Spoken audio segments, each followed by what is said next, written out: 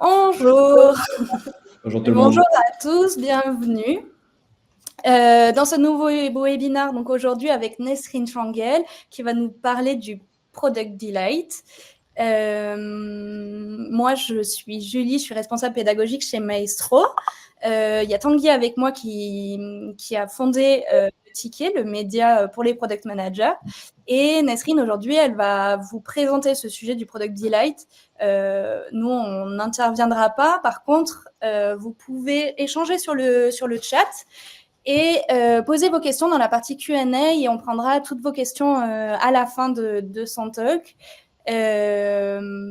Voilà, merci beaucoup Nesrine d'avoir accepté de nous rejoindre aujourd'hui.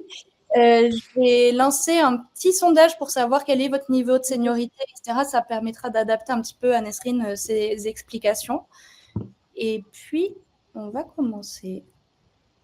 Merci beaucoup Julie. Du coup, comme le sous-entendait Julie à l'instant, moi aujourd'hui, je vais juste introduire Nesrine et ensuite, elle va vous dérouler la présentation sur le Product Delight qu'elle a l'habitude de faire d'habitude en petit comité pour des boîtes que vous connaissez bien et qui s'offrent une journée avec Nesrine, voire plus. Donc, aujourd'hui, on va parler de Product Delight. Et en fait, moi, si j'avais envie qu'aujourd'hui d'avoir ce moment avec Nesrine, c'est parce que je l'ai rencontré il y a peu de temps. Je l'ai rencontré lors d'un talk organisé à la VPI, si vous voulez tout savoir. Et en fait, Nesrine, elle s'est présentée à moi et elle a commencé à me raconter tout ce qu'elle avait fait, tous les sujets sur lesquels elle avait bossé. Et avec une passion et un entrain, une énergie, je me suis dit, en fait, j'ai pas envie de la garder pour moi, j'ai envie qu'il y ait d'autres gens qui en profitent. Et c'est pour ça que j'avais très envie qu'on invite Nesrine aujourd'hui. Et puis, au-delà de mon envie à moi, je vais juste vous parler rapidement de son parcours et vous allez comprendre pourquoi, en plus, ce qu'elle raconte s'appuie sur des vrais exemples de la vraie vie parmi les plus belles boîtes et les plus beaux produits qu'on peut connaître, puisqu'elle a travaillé chez Skype. Ensuite, elle a travaillé chez Spotify sur des sujets assez pointus, toujours liés à la vidéo, à comment on met la vidéo, notamment dans l'appli de streaming de Spotify, sur le streaming musical. Et ensuite, elle a travaillé ces dernières années chez Google, à la fois sur un produit que vous connaissez tous, je pense, qui est Gmeet, et un autre produit que je pense que vous connaissez toutes et tous aussi, qui est Chrome pour iOS. Autant vous dire que tout ça mis bout à bout, ça faisait vraiment une très bonne raison de s'offrir le plaisir d'avoir Nesrine avec nous pendant 30 minutes et pour qu'elle nous raconte comment on fait pour mettre une petite touche de magie dans nos produits pour éviter de faire des produits qui se ressemblent tous et surtout créer un vrai lien avec les produits qu'on utilise tous les jours. Nesrine, je te laisse le stage et même où on disparaît. Merci beaucoup, merci Tanguy, merci Julie. Je suis super ravie d'être là et j'adore comment tu as appelé ça touche de magie parce que c'est exactement de ça que je vais parler aujourd'hui. Je vais parler de cette touche de magie, comment vous pouvez mettre en place cette touche de magie dans votre produit également. Je vais vous parler en effet du Product Delight. J'espère que vous voyez les slides. Donc là, je viens tout juste de partager mon écran. Pas de panique, je vais vous expliquer ce que c'est quoi ce concept, comment moi, personnellement, j'ai pu le mettre en place dans les produits sur lesquels j'ai travaillé. Mais la partie la plus importante, c'est surtout comment vous pouvez appliquer ce concept de Delight dans vos produits respectifs. Voilà. Mais pour commencer, je pense, je vais faire une petite intro, même si Tanguy, il a super bien présenté mon parcours. C'est juste pour expliquer un petit peu pourquoi j'en parle, pourquoi moi et pourquoi le Delight. Donc moi, c'est Nesrine Changel. Je suis product coach et advisor. Donc j'ai un background plutôt technique. Donc j'ai commencé en tant qu'ingénieur. Après j'ai fait une thèse parce que c'était pas assez technique ingénieur pour moi. Donc je me suis approfondie encore plus dans la tech. Et ma carrière était plutôt destinée pour faire de la recherche, mais au bout de quelques années, donc 5 ans plus précisément dans la recherche, il me manquait un petit peu cet aspect applicatif. C'est-à-dire, dans la recherche, on fait beaucoup de discovery, c'est rigolo, parce qu'on explore le problème, etc. Mais il me manquait vraiment ce côté de le mettre en place. Et donc, c'est un peu comme ça que j'ai basculé dans le product management. J'ai quitté Paris pour aller travailler en Suède, d'abord chez Skype. Alors, ça va révéler un petit peu mon âge, mais j'ai travaillé sur la possibilité de créer des groupes vidéo call sur Skype. Il n'y avait que du one-on-one à l'époque. Donc voilà, on a pas mal apporté ce genre de produit.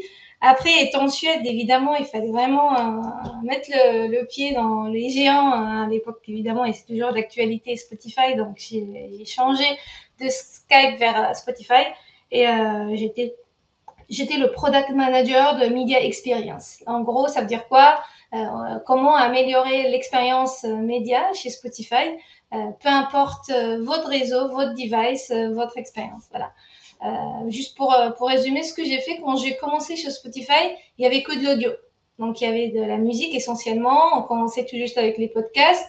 Et avec mon équipe, on a introduit tout ce que vous voyez aujourd'hui comme vidéo chez Spotify, c'est-à-dire les vidéos podcasts, les canvas, les vidéoclips, les artist stories. Voilà. Donc, l'idée, c'était vraiment comment améliorer l'audio via d'autres moyens médias. Et c'était la vidéo à l'époque. Voilà.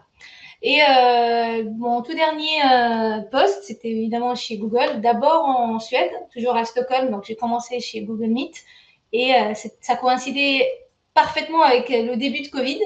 Et donc, chez Google Meet, on investissait énormément sur comment rendre les calls à la maison en remote adaptés parce que il fallait introduire justement le background replace, le noise cancellation, enfin tout ce qui est venu, enfin toutes les problématiques qu'on ne voyait pas avant quand on était en mode travail depuis le bureau. Et les 2 dernières années, donc je suis revenue à Paris. J'ai travaillé dans les bureaux de Google à Saint-Lazare sur le produit Chrome, iOS essentiellement. Donc je vais vous parler un petit peu des exemples des 4 produits sur lesquels je suis intervenue. Mais déjà, pourquoi le Delight en parallèle de ce parcours que je viens de vous décrire, je suis speaker. Je suis vraiment active, on va dire, dans tout ce qui est communauté produit. Et c'est un petit peu depuis le début de ma carrière. Mais il y a 3 ans, vraiment une histoire assez particulière, c'est qu'il y a 3 ans, une conférence en Allemagne, ils m'appellent et ils me disent Nesrine, on te veut comme keynote et tu viens de nous parler d'un sujet que nous, on veut vraiment imposer. Parce que d'habitude, c'est moi qui propose des sujets. Ils disent, voilà, tu as travaillé chez Skype, chez Spotify, chez Google.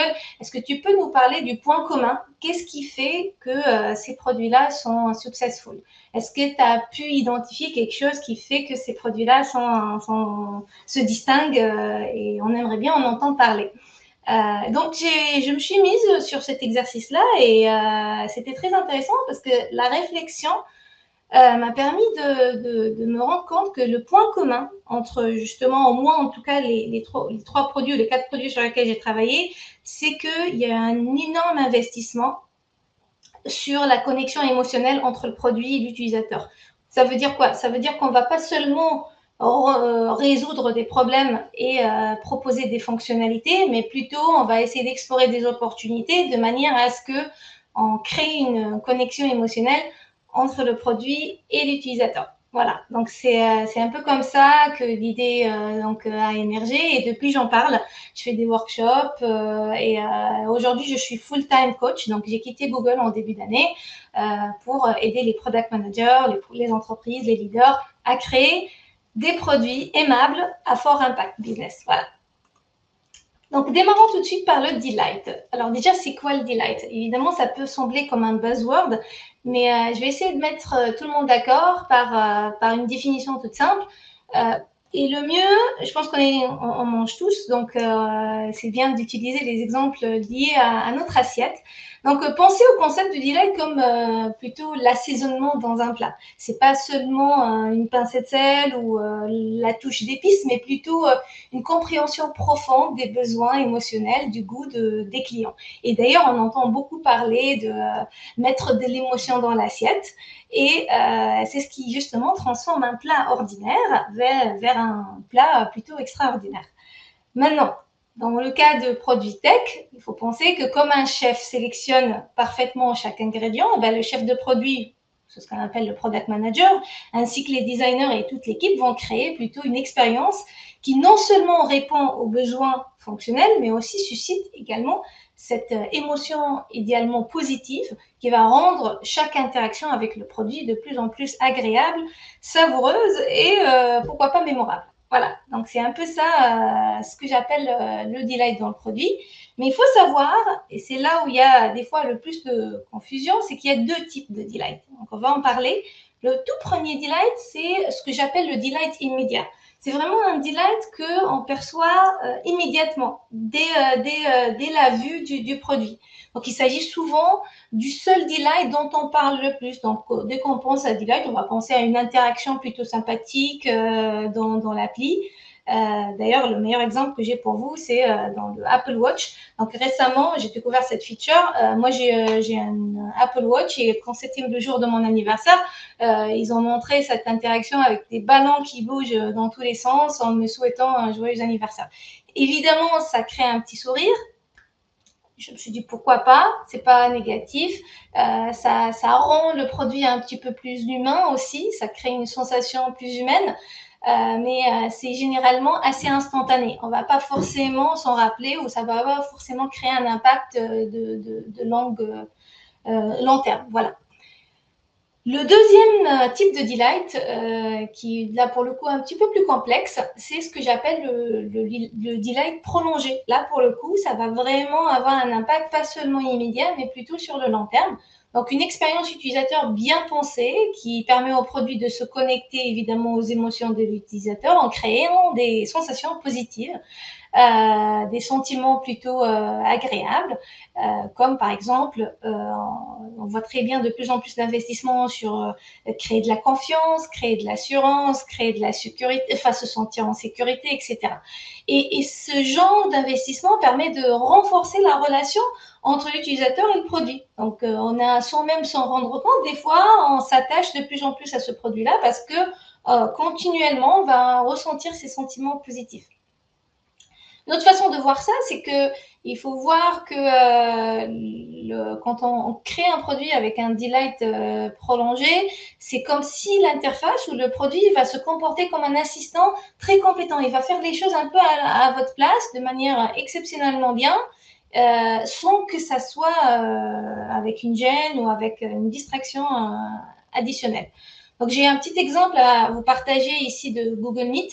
Donc, je pense que vous avez tous essayé la feature Smart Compose. Donc, Smart Compose, c'est une façon d'aider l'utilisateur à accomplir sa tâche. La tâche, c'est de répondre à un mail ou écrire un mail en proposant des petits prompts ou des propositions pour finir la phrase.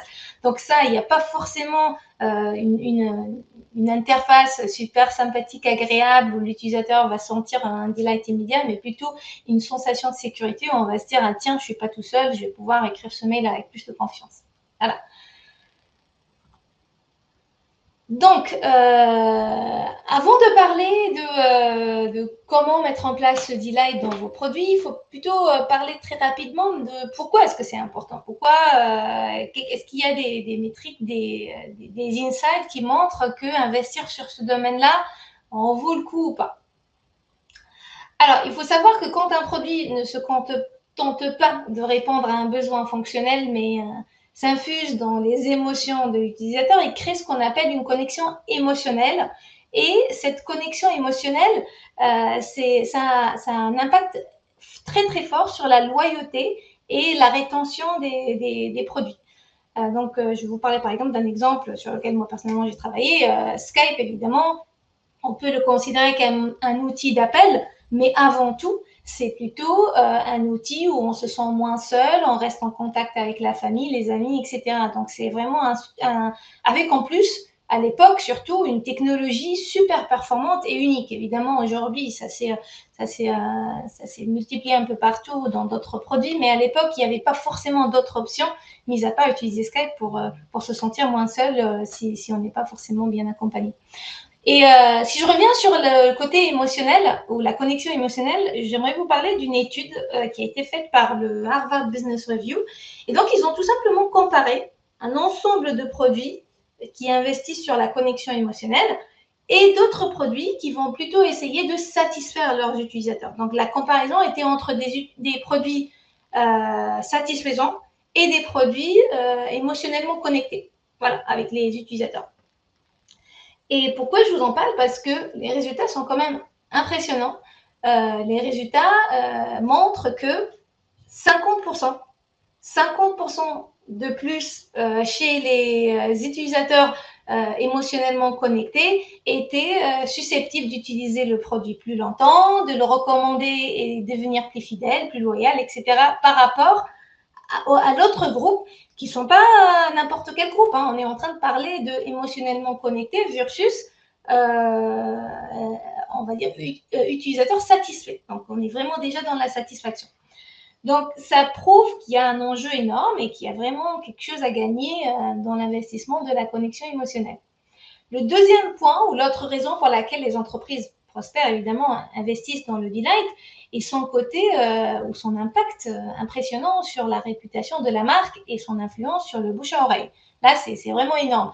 D'ailleurs, pensez tout simplement même à votre façon de communiquer autour de vous. Les produits émotionnels font l'objet de discussions. Vous allez en parler autour de vous. Vous allez peut-être même faire des tweets, des posts LinkedIn, etc., des partages. Et là, pour le coup, ça génère un bouche à oreille et un étendu incroyable, ce qui favorise effectivement la croissance virale autour du produit. Là, il suffit de penser par exemple à Spotify Wrapped, donc cette campagne de fin d'année où les utilisateurs peuvent voir un petit peu les statistiques autour de ce qu'ils ont écouté tout au long de l'année. Les gens sont tellement impressionnés et tellement connectés à ce genre de feature qu'ils vont pas du tout hésiter à partager avec leurs amis, leur communauté, etc. Donc ça, c'était les deux raisons principales dont je voulais partager avec vous. Donc l'importance sur l'engagement de l'utilisateur, mais aussi de point de vue business, il y a un impact énorme sur le bouche à oreille. Voilà. Moi, personnellement, je suis assez convaincue de l'utilisation de processus. Donc, les processus aident à mieux maîtriser, à mettre en place des outils de manière générale. Et j'en ai été amenée à utiliser pas mal de frameworks tout au long de ma carrière en tant que product manager. Et c'est pour ça je suis venue aujourd'hui en vous proposant ce que j'ai appelé le processus de Delight. Alors, c'est quoi le processus de Delight? Déjà, il se compose de deux phases. Donc, évidemment, il y a l'espace d'opportunité et il y a l'espace de solution. Donc, déjà, c'est quoi la différence entre une opportunité et une solution? Une solution est un produit, ou ça peut être un service, par exemple, dans certains cas, ou une fonctionnalité. Mais l'idée, c'est que ça nous propose, ça permet de répondre à une certaine opportunité. Par contre, l'opportunité en soi, elle représente le besoin. Ça représente un point de douleur peut-être, ou même carrément un désir de l'utilisateur. Donc, c'est très important de séparer les deux espaces et de se dire au début, on va mettre le focus sur l'espace d'opportunités, comment est-ce qu'on peut définir une liste d'opportunités et à partir de ces opportunités-là, on va essayer de dégager un certain nombre de solutions idéalement alignées avec le concept de Delight. Moi, personnellement, et ça, c'est vraiment, j'y tiens beaucoup, je préfère parler d'opportunités au lieu de problème. On entend beaucoup parler de problem space. Moi, je suis plutôt opportunity space. Pourquoi? Parce que ça nous... en fait, ne nous contentons pas de résoudre des problèmes finalement. Regardez autour de vous, pas mal de produits existent aujourd'hui et sont très, très, très performants, mais finalement, ils ne résoudent pas forcément un problème, mais ils nous proposent une opportunité. Et le terme problème suggère qu'il y a forcément quelque chose à réparer, alors que pourtant, je vous ai dit, beaucoup de produits ne résolvent pas nécessairement de problème. Donc, c'est bien de garder en tête que c'est plutôt une opportunity space et pas forcément un problem space. Après, comme vous voyez sur ce processus, chaque espace se compose de deux étapes et on va essayer d'y aller une par une pour définir chacune de ces étapes dans ce processus. Première étape, identifier ce que j'appelle les motivateurs émotionnels. Alors, je suis convaincue que l'utilisation de processus... Donc, je ne suis pas forcément sûre. Je vais vous parler directement de... voilà. Motivateur émotionnel, donc les clients sont considérés généralement comme enchantés ou delighted, comme je l'appelle dans le concept de delight, par un produit lorsqu'ils s'alignent avec leur motivation. Donc, il faut savoir d'abord c'est quoi les motivations de l'utilisateur, mais là, pour le coup, ce n'est pas seulement des motivations comportementales, mais plutôt des motivations émotionnelles. Et on va essayer de rentrer un petit peu dans le détail de tout ça en se disant, mais comment est-ce que je peux identifier ces motivateurs émotionnels? Et le mieux, c'est de le décrire avec un exemple personnel. Moi, personnellement, l'année dernière, avec mes enfants, on a pris l'avion. On était partis pendant les vacances à New York. Et j'ai 2 enfants qui ont quand même un certain bas âge, donc entre 5 et 4 ans l'année dernière.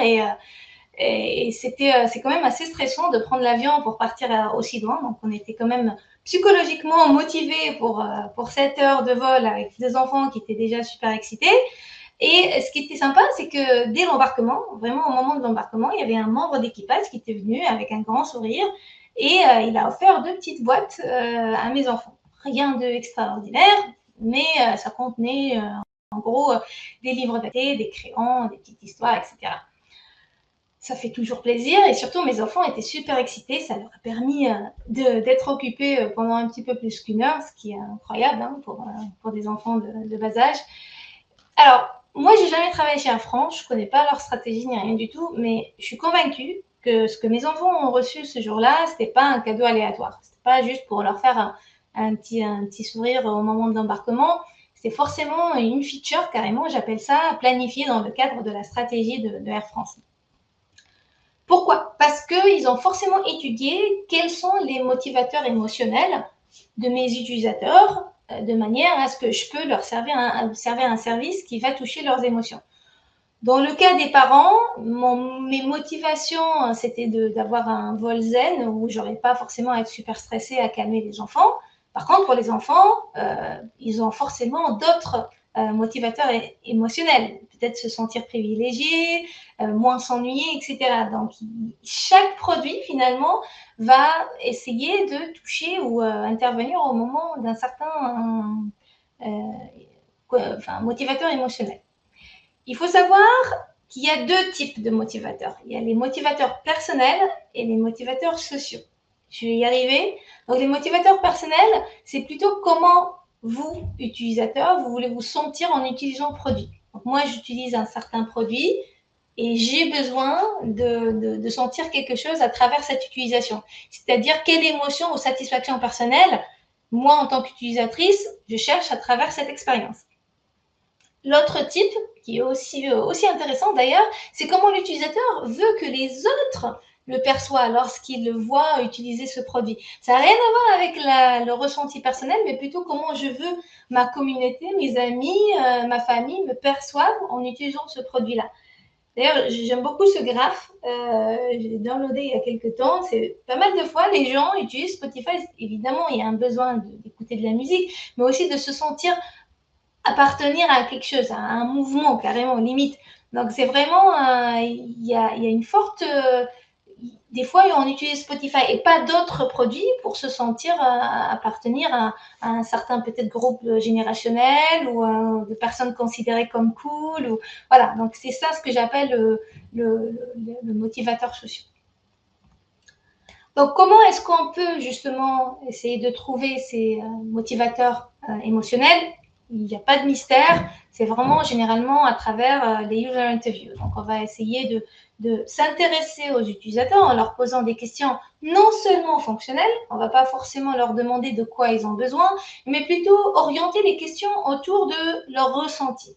Alors là, je donne quelques exemples, évidemment, mais c'est très important quand on fait des user interviews, c'est d'insérer des questions tout au long du questionnaire pour évaluer comment est-ce qu'ils se sentent tout au long de l'utilisation, comment ils se sentent par rapport à une absence d'une feature ou par rapport à la présence d'une feature dans le produit, etc. Donc, sur quoi j'insiste ici, c'est sur le fait de rajouter un élément d'évaluation émotionnelle dans la liste des questions liées au user interview. Et ça va vous permettre de faire quoi? Ça va vous permettre de faire votre segmentation d'utilisateurs, donc créer vos personas. Parce que moi, je me suis rendu compte tout au long de ma carrière, évidemment, il y a plusieurs types de faire de segmentation d'utilisateurs. Il y en a qui se basent sur l'aspect démographique, c'est-à-dire l'âge, l'aspect communauté, l'éducation, etc. Il y a celui qu'on voit de plus en plus dans la majorité des boîtes, ce qu'on appelle la segmentation comportementale. C'est vraiment lié au comportement de l'utilisateur, c'est-à-dire combien de fois ils utilisent le produit, est-ce qu'il y en a qui utilisent le matin, l'après-midi, etc. Mais le plus important, et c'est là où il faudra passer un petit peu plus de temps quand vous faites votre segmentation d'utilisateurs, c'est ce qu'on appelle la segmentation motivationnel. Je ne sais pas si on dit ça comme ça, mais motivational segmentation. En gros, c'est vraiment essayer de regarder qu'est-ce qui motive l'utilisateur à utiliser ce produit-là et pas l'autre. Vraiment, et c'est les questions que je vous ai montrées dans le slide précédent vont vous permettre de se dire j'ai un groupe d'utilisateurs qui va utiliser ce produit-là pour un tel besoin émotionnel et un autre groupe d'utilisateurs qui va utiliser le produit pour d'autres raisons émotionnelles. Et vous allez vous rendre compte qu'en faisant cette segmentation-là comme ça, on va résoudre leurs problématiques de manière complètement différente et innovante en même temps. Voilà, donc on a parlé d'identifier les motivateurs émotionnels. Maintenant, une fois qu'on a fait ça, il faut trouver ce que j'appelle les pics et les vallées émotionnelles tout au long de la journée de l'utilisateur. Ça veut dire quoi? Donc évidemment, il y a des outils assez utilisés dans ce domaine-là. Il y en a un qui est particulièrement bien, qui est le Customer User Journey. Donc c'est un framework ou un outil en tout cas de travail qui permet de tracer les activités de l'utilisateur tout au long de l'utilisation du produit. Mais ce qui est très intéressant dans ce framework-là, et des fois est mal utilisé parce qu'ils n'investissent pas très bien dans la partie émotionnelle, c'est que ce framework-là, il évalue pas seulement l'activité, mais le ressenti de l'utilisateur à chaque étape. Et donc, l'idée, c'est vraiment d'essayer d'investir dans l'identification des émotions de l'utilisateur tout au long de l'utilisation du produit et de se pencher non seulement vers les pics, mais aussi sur les creux. Donc, l'idée, c'est de se dire, à ce moment-là, je vois qu'il y a une émotion négative et comment est-ce que je peux proposer? Donc là, je la vois comme une opportunité. Comment est-ce que je peux proposer une solution de manière à ce que je vais réduire cette émotion négative ou la transformer carrément vers une émotion positive? Je vais vous parler d'un exemple concret sur lequel on a travaillé. Donc, je vous ai dit, quand j'ai intégré Google Meet, c'était pile poil le début du Covid. Donc, vraiment une période pas forcément très agréable. Et ça s'est accompagné par le fait qu'on a tous un nouveau comportement. On passe notre vie à faire des calls, à faire des vidéocalls. On va appeler nos amis, notre famille, nos collègues, les médecins, tout se passer sur vidéo. Et avec ce nouveau comportement, on a vu aussi des nouveaux émotions négatives, entre autres, il y avait la fatigue, il y avait le manque d'intérêt, il y avait même carrément un terme, je ne sais pas si vous avez entendu parler, il y avait le terme de Zoom fatigue. C'est vraiment quelque chose qui englobe un petit peu tout et on l'appelle des fois Zoom fatigue. C'est vraiment le fait d'avoir passé une journée dans des calls vidéo et on est complètement démunis de nos forces en fin de journée. Donc, moi, personnellement, en tant que PM chez Google Meet, j'ai adressé cette problématique-là. Donc, on a essayé de regarder chez les utilisateurs quelles sont les émotions ressenties vers le début de la journée, vers le milieu de la journée, vers la fin de la journée. Et on a essayé de voir comment est-ce que, justement, on peut réduire ces ennuis-là. Comment est-ce qu'on peut rendre les vidéocalls un petit peu plus interactifs, un petit peu plus engageants, etc. Et c'est un peu comme ça qu'on a introduit les réactions. Je pense que la majorité d'entre vous l'ont vu ou carrément utilisé. Alors, qu'est-ce que ça résout? Les réactions, ça résout aux utilisateurs de Google Meet de se sentir présents, de pouvoir commenter sans avoir à être dérangeant, on va dire. Parce que des fois, on ne se sent pas forcément bien à unmute pour dire oui, je suis d'accord, etc. Donc, l'idée, c'est vraiment de faire sentir notre présence et de se sentir aussi présent via un outil peu distractant. Voilà. Donc ça, c'était un peu l'histoire de Google Meet, des réactions dans Google Meet. Et avec ça, on a exploré ce premier espace. C'est l'espace d'opportunité. Et je vais passer maintenant à la partie comment est-ce qu'on peut traduire ces opportunités vers des solutions. Parce que le plus dur, franchement, le plus dur dans le travail d'un product manager, c'est d'avoir une liste d'opportunités. Et si vous faites le travail que je viens de décrire, ça veut dire que vous allez faire la segmentation en se basant sur les motivateurs émotionnels, vous tracez votre courbe donc pour identifier les pics et les creux, vous finissez cet exercice par une liste d'opportunités. Et donc, cette liste d'opportunités va générer une certaine liste de solutions. Et donc, l'étape suivante, c'est vraiment définir une ou des solutions à ces opportunités listées. Et évidemment, vous n'allez peut-être pas être d'accord, mais moi, je me suis rendu compte, c'est la partie la plus facile. Il suffit de mettre des ingénieurs, des designers, des product managers dans la même liste et on a une opportunité bien définie, on sait ce que c'est et on va forcément sortir avec une liste de propositions, de solutions, on va faire la prioritisation, etc. La seule chose que j'aimerais vous proposer aujourd'hui, c'est d'essayer de ne pas faire trop de brainstorming, mais plutôt faire ce que j'appelle le brainwriting. C'est une technique qui est beaucoup plus efficace, elle crée beaucoup moins de biais. Alors, ça veut dire quoi? Évidemment, le brainstorming, tout le monde sait ce que c'est, on est tous dans la même salle, on propose des idées, on commente en live, etc. Le brainwriting, c'est quelque chose qu'on a fait très souvent, que ce soit chez Spotify ou chez Google, où on va se donner 10 et on va tous écrire nos idées sur des bouts de post-it. Et après les 15 minutes, chacun va proposer ses solutions un par un. Pourquoi c'est super? Parce que ça force évidemment tout le monde de réfléchir et de ne pas compter sur les autres et les idées des autres. Et ça réduit le biais. C'est-à-dire, on ne va pas forcément s'influencer des idées des autres, mais ça va diversifier les réflexions, etc. Donc, j'insiste sur peut-être l'importance du brainwriting quand on est en train de définir des solutions.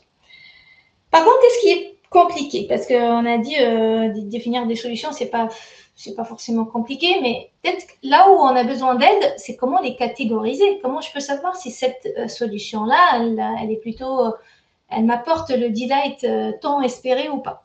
Et la bonne nouvelle, c'est qu'il y a un framework pour ça. C'est-à-dire, je ne l'ai pas inventé personnellement. Il y a un framework qui s'appelle Kano. Je pense qu'il y en a certains d'entre vous qui l'ont déjà vu, voire même peut-être l'utiliser. Donc, très brièvement, je vais le décrire. Kano, c'est quoi? C'est un framework qui permet de représenter toutes les possibilités de solutions dans des catégories. Et en gros, il y a 5 catégories. Kano représente les catégories dans 2 axes. Il y en a un qui est lié à la satisfaction. Ça veut dire que ici, l'utilisateur est fortement satisfait. En bas, il est peu satisfait. Et sur l'axe des X, on a plutôt la disponibilité ou la présence du produit versus il n'est pas dans le produit du tout. Je vais commencer par la toute première catégorie. La première catégorie, elle s'appelle le must-have. Et ça veut dire quoi, tout simplement? Ça veut dire que si la feature, elle est dans le produit, eh ben, on ne sent pas forcément une forte satisfaction. C'est assez neutre, en fait. Par contre, si elle n'est pas dans le produit, là, pour le coup, on sent une forte insatisfaction. Le mieux pour comprendre cette catégorie-là, c'est vous pensez, par exemple, aller dans un hôtel et on va considérer l'eau chaude. S'il n'y a pas d'eau chaude, vous allez être extrêmement insatisfait. Vous allez peut-être même en parler dans les commentaires, etc. Par contre, s'il y a l'eau chaude, vous n'allez pas mettre 5 étoiles de review pour l'hôtel juste parce qu'il a l'eau chaude. C'est assez must-have, etc. La deuxième catégorie, c'est ce qu'on appelle performance. En gros, plus la feature est dans le produit, plus l'utilisateur est satisfait. Voilà, c'est assez simple. Moins elle est dans le produit, et ben moins l'utilisateur est satisfait. Si on revient à l'exemple de l'hôtel, je dirais peut-être le confort du matelas. Plus le matelas est confortable, plus l'utilisateur est satisfait. Et ben moins c'est confortable, moins il est satisfait. La troisième catégorie que j'aime beaucoup et qu'on espère en tout cas atteindre de plus en plus, c'est ce qu'on appelle les delighters. C'est quoi les delighters? En fait, c'est quand la feature est dans le produit, là pour le coup, ça génère une satisfaction très positive. Par contre, si elle n'est pas dans le produit, en fait, on est assez neutre, on ne se rend même pas compte des fois. Donc, pensez à des fois où vous avez été dans des hôtels. Peut-être si on vous offre un coupon pour une consommation au bar ou un coupon pour utiliser le spa gratuitement ou une bouteille de champagne dans la chambre. Bref, c'est quelque chose à laquelle on ne s'attend pas forcément. Et quand elle est là, ça crée vraiment un sourire et une forte satisfaction. Après, il y a 2 autres catégories, on en entend beaucoup moins parler. La quatrième, elle s'appelle indifférent. En gros, indifférent, c'est que là ou pas là, ça ne génère aucune satisfaction, ça n'impacte en aucun cas la satisfaction. Pensez par exemple à un GDPR, des projets de sécurité légale, etc. On est obligé à les faire dans le produit, mais ça n'impacte en aucun cas l'utilisateur ou la satisfaction en tout cas de l'utilisateur. Et la toute dernière, qu'on veut tous éviter, mais des fois, c'est pas possible. c'est la reverse. Ou enfin, en tout cas, l'inverse. Ça veut dire quoi? La présence de la feature dans le produit, tout simplement, elle crée du manque de satisfaction. Et par contre, l'absence de la feature crée plutôt de la satisfaction chez le client. Pourquoi on n'en parle pas très souvent? Enfin, parce que évidemment, on veut toujours éviter d'être dans cette catégorie-là. Mais moi, j'en parle parce que c'est très important. Des fois, on crée une feature en pensant qu'on est dans du delighter.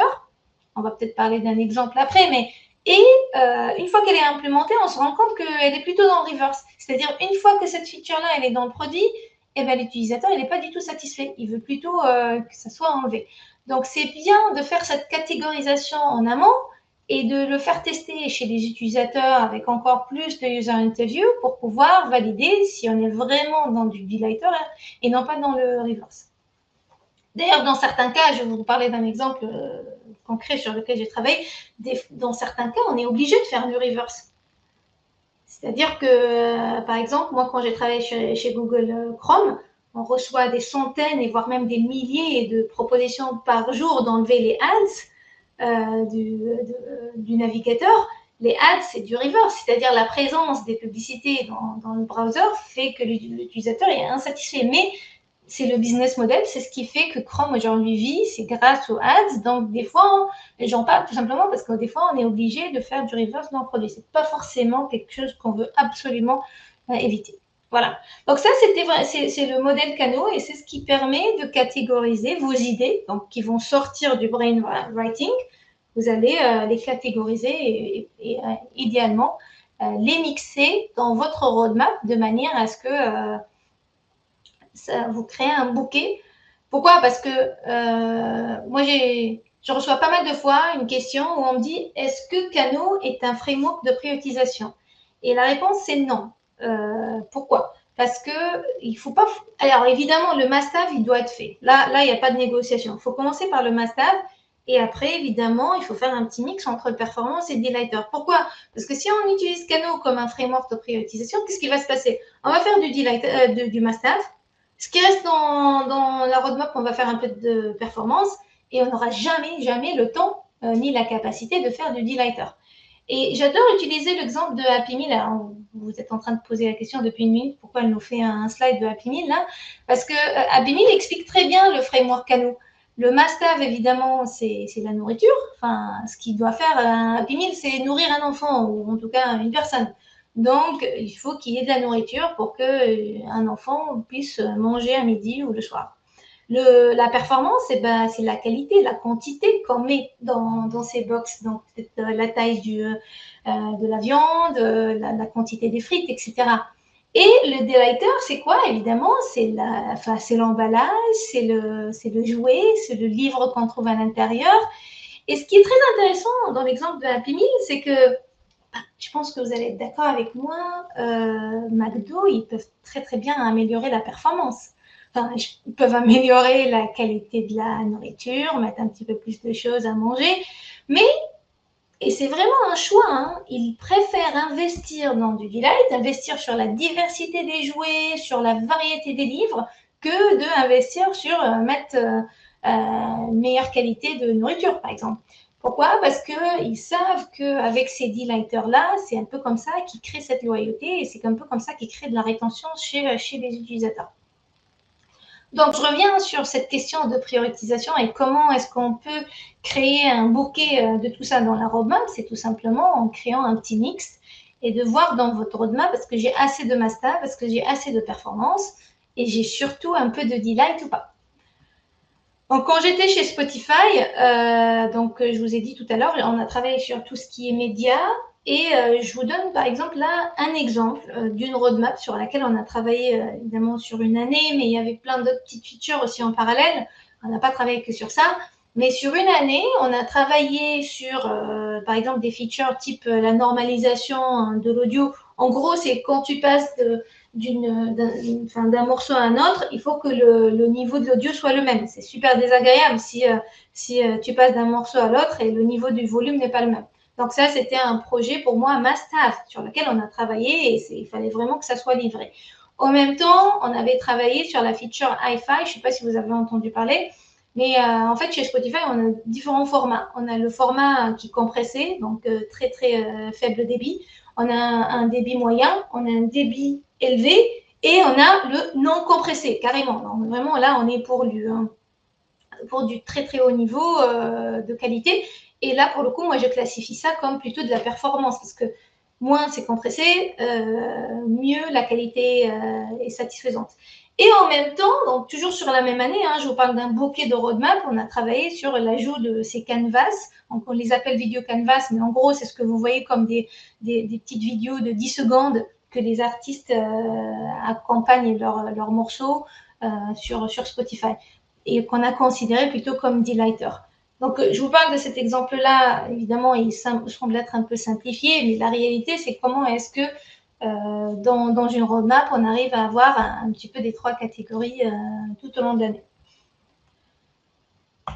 Alors, pour atteindre le delight prolongé, maintenant, enfin évidemment, dont je vous ai parlé tout à l'heure, la meilleure façon est de changer notre perspective et de ne pas du tout se poser la question du type est-ce que je fais du delight ou est-ce que je mets le focus sur la fonctionnalité, mais plutôt de se dire comment est-ce que je peux faire le delight dans la fonctionnalité. Ça, c'est encore un autre niveau de mindset, c'est-à-dire que tout en essayant d'atteindre un certain niveau de fonctionnalité et en voulant résoudre un certain problème, comment est-ce que je peux injecter un peu de delight dans ma fonctionnalité. D'ailleurs, c'est un concept assez nouveau, je pense que vous avez peut-être déjà entendu parler, ce qu'on appelle le Minimum Delightful Product, un peu inspiré du MVP, mais c'est du MDP. Et l'idée, c'est que dans le même produit, on a de la fonctionnalité, de la réhabilité utilisable et delightful. Voilà, c'est un peu comme ça. Et je vais vous parler encore une fois d'un exemple sur lequel j'ai travaillé moi personnellement, comme ça vous donne une idée comment on peut injecter du delight dans la fonctionnalité. Donc, ma toute dernière expérience était chez Google Chrome et on avait constaté que quand, je pense que ça vous arrive assez souvent aussi, quand on a plusieurs onglets ouverts, surtout sur mobile, c'est quand même assez compliqué et assez frustrant de naviguer et d'essayer de trouver une tab ouverte, voilà, un onglet ouvert. Et donc, on s'est pas mal penché sur cet exemple-là en particulier. On a fait pas mal de user interviews pour demander quelles sont les émotions qu'ils ressentent, évidemment, quand ils ont plus de 10 tables ouvertes ou plus que 20 tables ou plus que 100 tables, etc. Et on s'est rendu compte qu'évidemment, il y a une émotion négative à partir d'un certain nombre de tables ouvertes. Donc, on a créé une feature qui existe aujourd'hui dans le produit qui s'appelle Inactive Tabs. Et qu'est-ce qu'elle fait?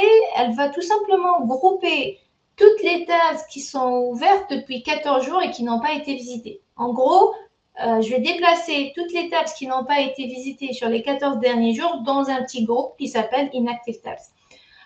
Elles sont toujours là, elles ne vont pas disparaître. L'utilisateur peut aller les consulter à tout moment, mais ça réduit cette frustration, ça permet à l'utilisateur de se sentir un petit peu plus clean, un petit peu plus ordonné, etc. Mais là où c'est encore plus intéressant, ça a permis également d'alléger un petit peu le produit. C'est-à-dire, puisqu'on a regroupé ou on a placé ces tabs-là dans un petit groupe, il y a moyen de les compresser un petit peu plus et du coup d'alléger un petit peu plus le produit et de rendre l'application un petit peu plus fonctionnelle. Voilà. Donc, c'est vraiment un exemple concret de comment ça peut à la fois résoudre un problème, on va dire, émotionnel, mais en même temps permettre au produit d'être plus fonctionnel. Alors, on arrive à la partie où comment vous pouvez appliquer le delight. Je pense qu'on a déjà, si vous utilisez le processus, c'est déjà une belle étape, c'est-à-dire identifier les motivateurs, etc., et les pics et les creux. Mais j'ai créé un canvas, c'est carrément un outil que j'appelle le Delight Opportunity Map. C'est quoi tout simplement? C'est un outil qui permet step by step à tous les product managers d'identifier déjà des opportunités des delights, mais aussi de les convertir également après vers des solutions. Alors, consiste toujours par commencer par lister votre business outcome. Alors, pourquoi j'insiste? Parce que le delight ne doit pas être juste un petit décor. Le delight va être quelque chose qui va forcément aider à atteindre un certain but et généralement, c'est drivé par le business objectif qu'on veut vraiment atteindre. À partir de là, vous allez faire votre segmentation des utilisateurs et on en a parlé, donc une segmentation qui va être basée sur les motivateurs émotionnels. Pour chaque segment, vous allez essayer de tracer la Customer User Journey et identifier les pivots. Donc, en gros, tout simplement, quels sont les pics, quels sont les creux sur lesquels je peux intervenir. Et ces moments clés-là vont être vos opportunités d'amélioration du produit. Donc, vous allez les convertir en How Might We. Moi, j'aime beaucoup le framework How Might We. C'est vraiment une façon de décrire l'opportunité avec une façon simple et efficace. Et à la fin, peut-être même donner un niveau, un score de priorité à vos opportunités. Donc, avec ce Canva en particulier, vous allez finir le travail avec une liste d'opportunités qui vont vous permettre à votre produit d'être de se connecter un petit peu plus avec les connexions, avec les émotions de vos utilisateurs. Voilà.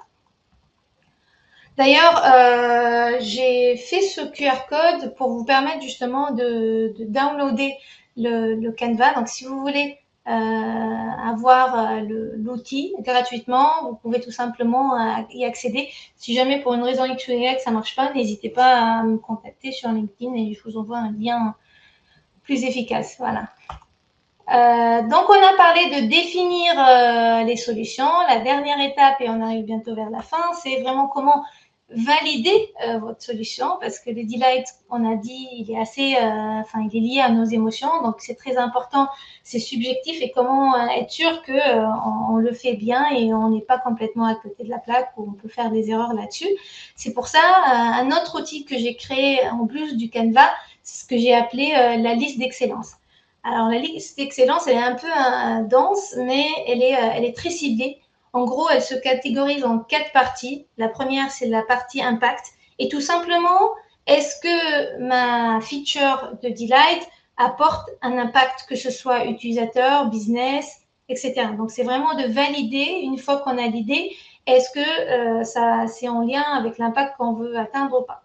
La deuxième partie, c'est sur la partie humanisation du produit. Tout simplement, est-ce que le produit va se comporter un peu de manière comme un humain ou pas. Donc, c'est cette corrélation avec l'aspect empathie.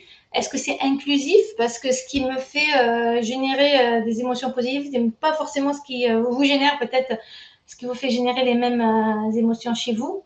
Est-ce qu'on peut utiliser des aspects de personnalisation, par exemple, comme ce qu'on utilise chez Spotify avec Discover Weekly, etc. Le bucket numéro 3, c'est vraiment l'aspect usability. C'est tout simplement, est-ce que mon delight n'est pas, il crée pas une certaine distraction ou pas? Est-ce qu'il vient pas un peu de trop dans le produit? Est-ce qu'il est facile à utiliser, etc. Et c'est à valider évidemment avec vos designers. Et le tout dernier bucket, c'est vraiment lié à la delivery. Tout simplement, delightful, super, mais est-ce que c'est faisable? Est-ce que c'est mesurable? Donc, c'est vraiment un sujet super important, c'est de mesurer cet aspect de delight. Et surtout, à la fin, est-ce que j'ai un plan de le livrer de manière continue? Parce qu'il y a un peu de côté surprise dans le delight. Est-ce que je vais pouvoir entretenir cet effet surprise tout au long de ma roadmap, peut-être pour l'année prochaine, l'année d'après, etc. Voilà, donc moi j'arrive à la fin de ma présentation et je veux surtout insister sur le fait que créer un produit est facile. Alors vous pouvez peut-être pas être d'accord avec moi, mais créer un produit c'est assez facile. Par contre, créer le bon produit, c'est là où la difficulté commence. Le créer de la bonne manière est encore plus compliqué, mais par contre, le rendre irrésistible, aimable, doit vraiment être notre objectif final. Et c'est ça qui va faire que certains produits gagnent et d'autres pas. Alors, comme je suis super passionnée par ce sujet et j'en parle et surtout convaincue de ce concept de delight, je suis actuellement en train de travailler sur la publication d'un nouveau livre qui va détailler donc tous ces outils-là, le framework, etc. Et il va évidemment couvrir davantage les détails, les études, mais basé non seulement de mon expérience là, mais surtout beaucoup d'autres entreprises que je fais intervenir dans ce bouquin. Donc, restez à l'écoute et n'hésitez pas à le consulter bientôt. J'anime également des workshops autour du Delight. On l'utilise en mode pratique. On utilise le Delight Map, donc en mode pratique, c'est ce qu'on a fait avec certaines entreprises comme la BPI ou Doctolib. Donc, on a animé ça et c'était super intéressant, agréable à le faire. Et c'est mon tout dernier slide. Donc, j'aime surtout vous remercier pour votre attention, mais surtout, n'hésitez pas à prendre contact avec moi sur LinkedIn. Je suis assez présente et je réponds aux questions. L'autre chose qui pourrait vous intéresser, c'est que je propose également des one-on-one pour parler que ce soit du Delight, mais aussi de n'importe quelle autre problématique produit que vous voulez aborder. Donc, n'hésitez pas à consulter mon Calendly. Il est normalement à jour. Il est disponible sur ma page, sur mon site web ou même carrément sur ma page LinkedIn. Et maintenant, c'est à vos questions, je suppose. Merci beaucoup. Hello Nesrine, merci. On va vite passer sur les slides qui présentent Maestro et Ticket pour pouvoir prendre quelques questions. Je vois que les gens restent. Nesrine, est-ce que tu peux enlever ton partage d'écran, s'il te plaît? Merci. Donc, en 30 secondes, je vous parle du ticket pour celles et ceux qui ne connaissent pas. Le ticket, c'est un média qu'on a lancé il y a 4 ans. Aujourd'hui, il y a plus de 7300 abonnés au ticket. Notre approche, elle est relativement simple. C'est de raconter les histoires des équipes produits des boîtes françaises parce qu'on pense qu'il y a des choses à partager qui se font de super dans l'écosystème et on les raconte sous un angle journalistique. C'est-à-dire que dans l'équipe du ticket, il y a à la fois des product managers et des journalistes. Et ça fait 4 ans qu'on envoie cette newsletter tous les 15 jours. Et tout ça, c'est gratuit. C'est un super moyen pour progresser, apprendre, découvrir ce qui se fait ailleurs, créer des connexions. Et depuis quelques semaines, on a lancé une version premium du ticket qui s'adresse en particulier à celles et ceux qui ont envie de creuser des sujets. Typiquement, on vient de sortir un gros dossier sur comment des boîtes françaises de premier plan créent leur roadmap. Je pense à Alan, je pense à Deezer, je pense à Doctolib. Et donc, c'est des dossiers qui demandent de nombreuses heures, de l'ordre d'une 60aine d'heures à construire, qui sont réservés à nos membres abonnés. Et pour les gens aussi qui veulent éviter la FOMO et le sentiment qu'il se passe trop de trucs dans le monde du produit, mais qu'ils n'ont pas le temps de tout lire et que de toute manière, c'est pas non plus, ils ont autre chose à faire dans la vie que de faire du produit quand ils rentrent à la maison. On a lancé un canal WhatsApp réservé aux membres premium dans lequel on fait pour vous, on écoute pour vous, pardon, on lit pour vous et on vous dit ce qui est intéressant à regarder et on vous fait des résumés. Donc tout ça, c'est réservé à nos abonnés premium. Aujourd'hui, vous pouvez souscrire à l'abonnement premium en tant qu'individu, bien sûr, ça passe très bien en note de frais, mais vous pouvez aussi aller voir votre leader produit et dire hey, « tu ne penses pas que ce serait une bonne manière de faire progresser toute l'équipe que de nous abonner à la version premium ?» Et ça, aujourd'hui, il y a pas mal de boîtes qui commencent à le faire. Sans les citer, il y a des boîtes qui prennent 30 à 40 abonnements pour toute leur équipe produit pour que tout le monde puisse en profiter. Et vous avez exceptionnellement pendant toute la semaine un code de 20 €, join-le ticket pour cette semaine avec Maestro. Ça fait donc 10% de réduction sur l'abonnement annuel qui est à 200 €. Voilà pour le ticket. À toi, Julie. Bonjour à tous, rebonjour. Donc moi, je suis responsable pédagogique chez Maestro, ce que je vous disais au début. Maestro, c'est l'école du produit et du no-code. Et donc, on forme des product managers qui sont des personnes qui sont en reconversion et qui veulent se reconvertir vers le product management en 7 semaines en présentiel ou en 14 semaines en distanciel. Et on propose aussi des formations de no-code et d'IA. Je vais aller très vite, simplement pour vous dire qu'on travaille avec des experts du produit qui sont partout dans l'écosystème, dans des grandes boîtes, dans des plus petites, dans des startups, etc. Ces personnes-là, elles viennent faire des interventions chez Maestro, mais elles nous conseillent aussi sur le programme, elles nous parlent des réalités de leur métier, de comment il évolue, etc. Et nous, ça nous permet de faire évoluer ce programme.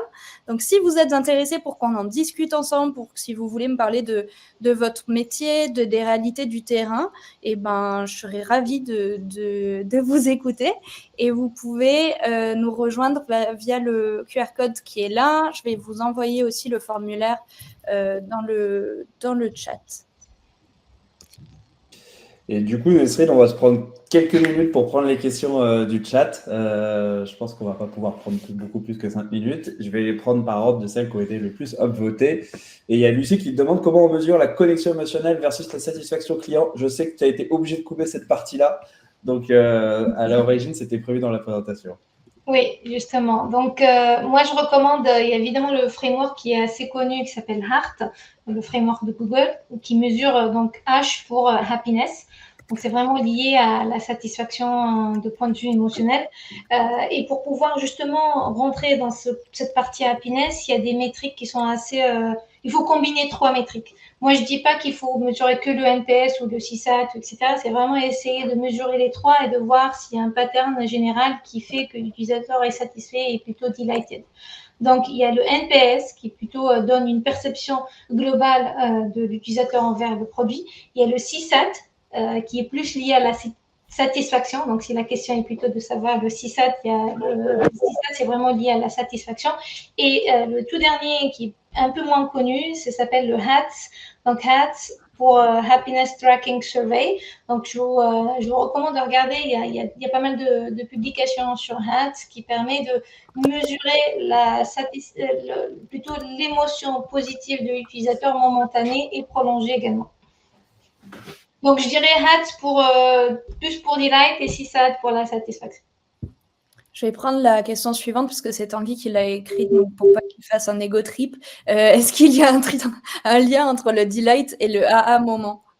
Oui, il y a un lien, mais je dirais le AA moment, il est plus du delight superficiel ou en tout cas du delight instantané. C'est vraiment waouh, tu vois, genre ce waouh qu'on ressent de manière instantanée. Et le delight dont je vais parler aujourd'hui, c'est vraiment dans du prolongé et on est dans du long terme, de l'effet connexion émotionnelle long terme. Et il y a plusieurs questions, du coup, je la pose un peu. Tu nous as beaucoup parlé de produits B2C. Ouais.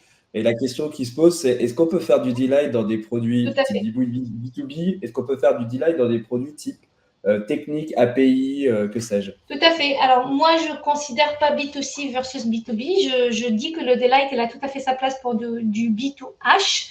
Alors, H étant human. Du moment qu'il y a une personne à la fin de la chaîne qui va utiliser le produit, le delight, il a tout à fait sa place. Parce que, à la limite, si on crée un produit qui va être utilisé par un robot, autant ne pas investir.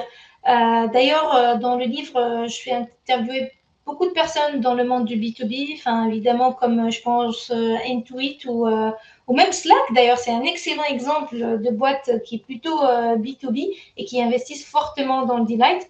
Pour tout ce qui est high-tech, pareil. Du moment, c'est la même logique. Du moment qu'il y a des utilisateurs humains qui vont utiliser le produit, le delight a tout à fait sa place. C'est ce qu'on voit chez Dropbox, par exemple, ou qui investissent quand même pas mal dans ce genre de thématique. D'ailleurs, ce que j'aime beaucoup chez Dropbox, ils ont un principe qu'ils appellent Cupcake. Donc, Cupcake, c'est un petit peu, c'est pour faire justement joli et pour donner un petit sourire. Mais ce qu'ils appellent par Cupcake, c'est vraiment un principe qui rappelle de construire des produits en lien avec le delight. Une autre question qui est revenue plusieurs fois, c'est comment on fait pour embarquer les autres au sujet de delight qui paraissent avoir moins d'impact sur le business de manière immédiate, vu que ce n'est pas du must-have. Oui, alors il y a plusieurs façons de le faire. Alors moi personnellement, j'ai été amenée à faire du delight de différentes manières complètement différentes. D'ailleurs, chez Spotify, j'étais pas du tout, j'avais pas forcément prioritisé le delight, mais c'était une façon de rajouter un tout petit peu de delight dans ma roadmap. C'était du 10% des fois dans la roadmap, donc il n'y a pas forcément un buy-in nécessaire de la part de leader. Par contre, chez Google Meet, j'étais carrément, j'avais le luxe d'avoir un poste où j'étais le delight PM. Mais vraiment, mon objectif en tant que PM, c'était vraiment de créer du delight dans le produit. Je comprends que dans la majorité des boîtes, évidemment, on n'a pas ce luxe-là d'être le delight PM. Donc, je parle plus de mon exemple chez Spotify où on était comme ça de features fonctionnelles et ça n'a pas empêché de rajouter de temps en temps des features de delight. Après, la meilleure façon de convaincre donc, les leaders de cette façon de parler, c'est de le montrer et d'essayer de faire des toutes petites features. On parle vraiment d'un mini projet dans l'année qui nécessitent moins de discussion et moins d'argumentation et ne pas forcément démarrer sur quelque chose d'énorme. Je propose qu'on s'arrête là, même s'il reste plusieurs questions, parce qu'il y a plein de gens qui doivent aller manger, peut-être vous aussi. Mais c'était très intéressant, je te remercie beaucoup. Et je pense que si vous avez des questions, vous aurez l'occasion de recroiser Nesrine dans plein de talks. Elle intervient pas mal et je crois notamment que tu es souvent là au talk de Product Tank aussi. Donc, ça sera Oui. l'occasion de poser les questions en direct à Nesrine aussi. Avec plaisir. Et merci beaucoup Nesrine, merci Tanguy. Et demain, on se retrouve pour parler de business et de produits, comment on fait le lien entre les deux, avec Laure de chez Usain et Savilien qui est CPO chez Partout. Donc, vous pouvez nous rejoindre demain. Et puis, sinon, je vous souhaite une bonne après-midi, un bon appétit et à bientôt. Au revoir tout le monde.